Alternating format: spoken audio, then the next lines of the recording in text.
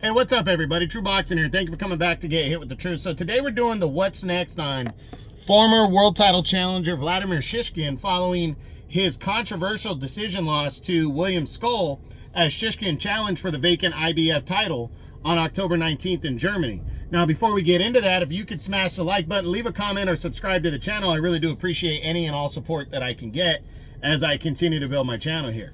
So Shishkin, was a guy waiting around for a title shot even longer than William Scull. Somehow William Scull snuck past him as the #1 contender, but Shishkin was still ranked #2. And when Canelo Alvarez gave up his belt, Vladimir Shishkin moved into that shot against William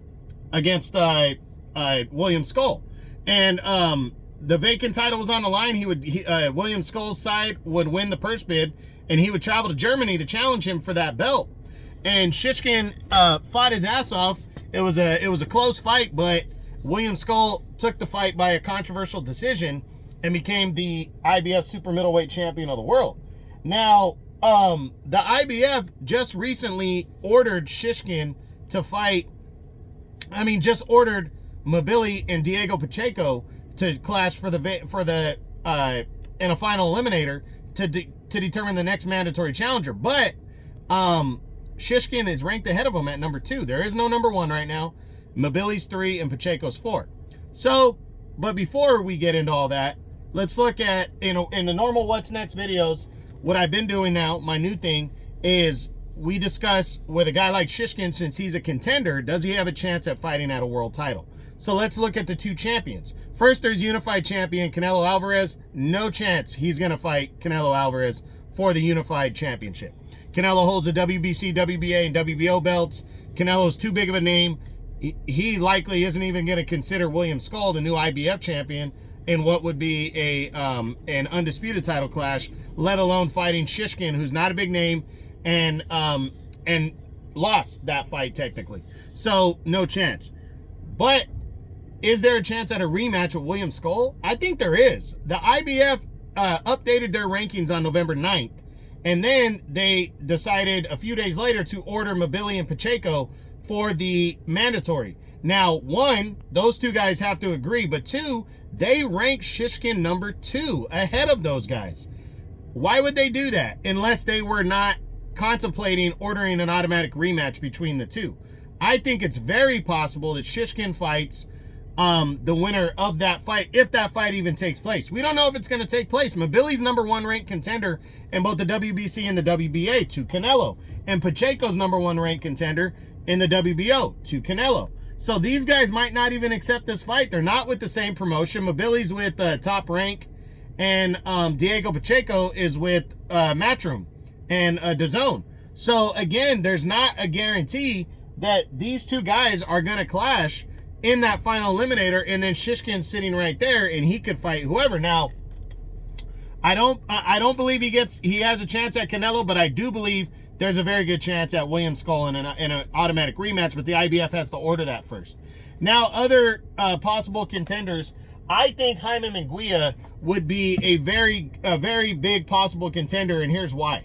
Because Munguia is currently ranked #5, just below Mobili and Pacheco. Now, if Mobili and Pacheco do not sign on for the final eliminator, if they say no on both of them because they're both #1 contenders elsewhere, then they're gonna see if Jaime Munguia would want to fight potentially Vladimir Shishkin in a final eliminator. But that's if the IBF allows William Scull to go, to make an optional defense following the controversy with Shishkin. So we shall see. Now, Shishkin could fight Munguia in a final eliminator. He could fight Mobili or Pacheco in a final eliminator if the IBF allows William Scull to fight who he wants. And trust me, the fact that Canelo is still deciding what he wants to do, because he could very easily fight William Scull for the undisputed title in May and become undisputed champion again. He could do that. And if that's the case, then Vladimir Shishkin probably gets ordered to fight Munguia, Pacheco, or Mobili, whoever wants to fight for it. Now, other guys that have potential, is anybody in the IBF rankings. If Shishkin's ranked that high, he's going to want to fight the next man up no matter what. So I don't believe any of the top guys at light heavyweight who are on the list, maybe Edgar Berlanga, maybe Sergey Derevinchenko, maybe they'll want to fight.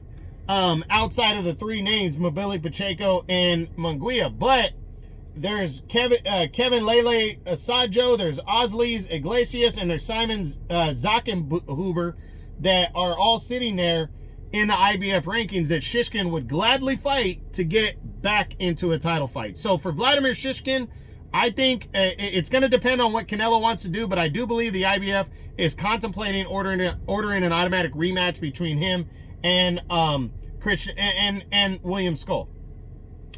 Other than that, it's just going to depend on what happens. If Skull is allowed to make an optional defense, you know, will the IBF order Shishkin basically like a little semifinal here? It's all up in the air.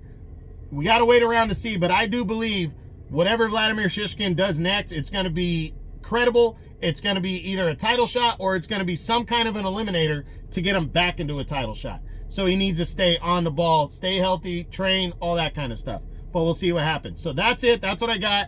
That's my what's next on former world title challenger Vladimir Shishkin following his controversial decision loss to William Scull as he challenged for the vacant IBF Super Middleweight Championship of the world.